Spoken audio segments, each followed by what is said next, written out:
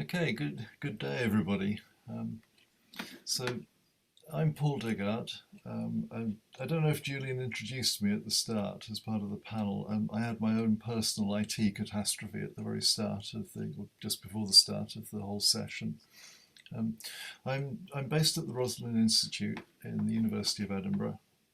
Roslin is a animal bioscience institute, and infection and immunity is a big part of what we do. Um, So see if I can share my screen. I can see this now. Yeah, okay. So Julian asked me to talk about SARS, or run a session about SARS CoV3, which I took to mean taking a look at what might come next as we come towards the end of the second of the major SARS CoV outbreaks, hopefully come towards the end. So I'm going to give just a sort of an overview of some thoughts about what we might be able to see coming, perhaps, is one way of putting it. But the real speakers in the session are Dr. Ellie Gaunt, who's a colleague of mine from the Roslin Institute. She's a Wellcome Trust Sir Henry Dale Fellow at the moment. She's an epidemiologist by training who started out on human coronaviruses and is now a molecular virologist as well, working on a variety of RNA viruses. And she'll be followed by Professor Andrew Davison from the University of Bristol in the UK, who's a proper coronavirologist, unlike me, and his formal title is Professor of Systems Virology. So next slide, please. If we're looking ahead, I think you have to start by looking back, of course. And it doesn't take much of a crystal ball ability to see that we've had numerous RNA virus outbreaks of greater or lesser importance in just the last 20 years. So I think it's fair to say that it's not a case of if, it's a case of when we get the next RNA virus epidemic. And the main question is just what will it be and how bad will it be? And if you look through this incomplete list I drew up last night, you can see there's 3 coronaviruses from the SARS family make it onto that list. SARS-CoV-1 in 2003, MERS 2012, and then of course SARS-CoV-2 more recently. So you'd have to say that there's a chance that we will get another coronavirus epidemic, maybe pandemic again. Next slide, please. But if this isn't just, I mean, you can view this topic as just speculation. There's very few of the things on the list in the previous slide that we really would have picked in advance. But as an example of why I think that this is such an important topic for this network, I'm going to talk you through an example from the flu world, which is my real background. And it's the case of H7N9 influenza. So this is maybe a zoonotic incursion from the avian reservoir into people, and it first started in 2013 with a smallish outbreak in Southeast Asia and China. Highly pathogenic virus in humans, a case fatality rate of upwards of 20%. And the outbreak ended, but it came back the next winter in 2014. And you can see from the graph, there's just there was this regular cycle of annual winter epidemics. And you can see the epidemic in 2017 was the biggest. The virus was also showing worrying signs of adaptation to humans. We know many of the sequence features of flu that will predict whether or not it'll work in humans. And when I say work, I mean not just infect humans, but the real big issue is, will it transmit effectively from human to human? And everything about H7N9's behaviour was getting more and more worrying that this was perhaps the forerunner to a major epidemic, or even a true pandemic, which would have been a catastrophe, an absolute catastrophe, I think.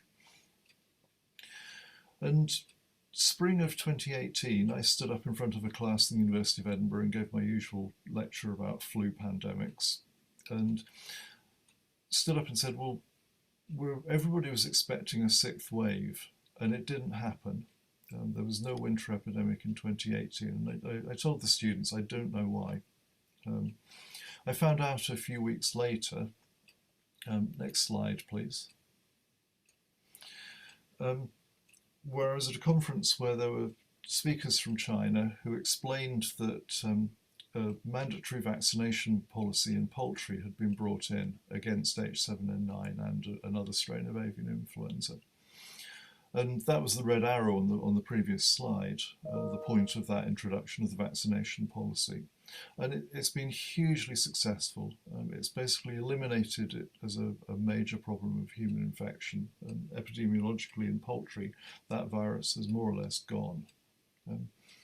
So this is why the ICN should consider this sort of topic, because, as I've put in the slide, forewarned, with enough understanding, enough resource, and with the political will to do it, you can actually head off potential pandemics.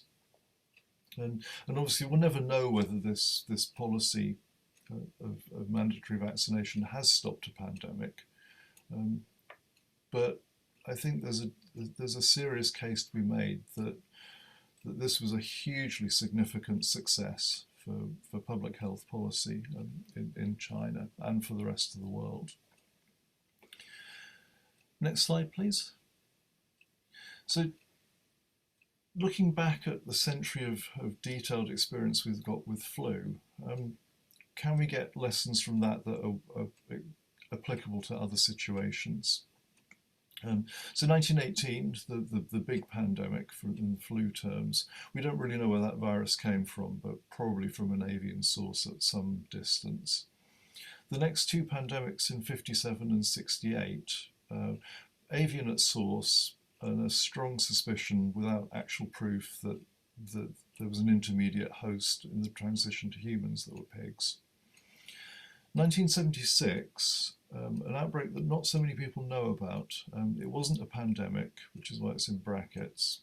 It was a localized epidemic in the USA, which looked awfully like it could have been a forerunner to another 1918 type of pandemic.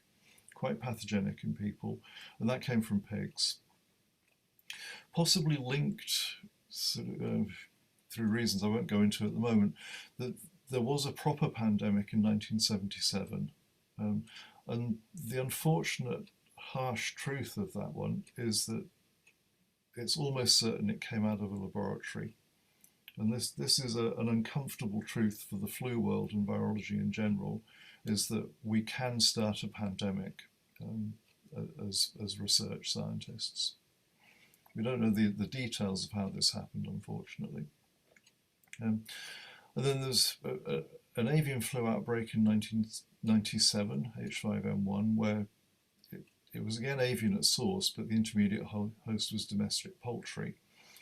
That focused the minds of the flu community very much on avian flu and poultry as an intermediate host. So of course, in 2009, when we did get a proper pandemic, it came from pigs, and it also came from a part of the world that we would never really consider seriously as a starting point for a flu pandemic. And then there's the 2013 outbreak that I've talked about. So very quick run through, but you can see just at a glance there's some commonalities there. So next slide, please, Jill. So the lessons I take from this is, if you want to be able to predict potential outbreaks, you need to know the reservoir host for the zoonotic virus. For flu, we understand that pretty well, it's waterfowl. You need to understand the intermediate hosts, because you don't always get direct transmission from a wild animal into people. That's not a common route. And when I say understand, I don't just mean know what they are. Following on from Lisa's mini session, you have to understand the sociology behind the contact between the humans and the intermediate host. Surveillance, I cannot emphasize how important surveillance is. We never do enough. We can't afford to do enough, but we have to do it.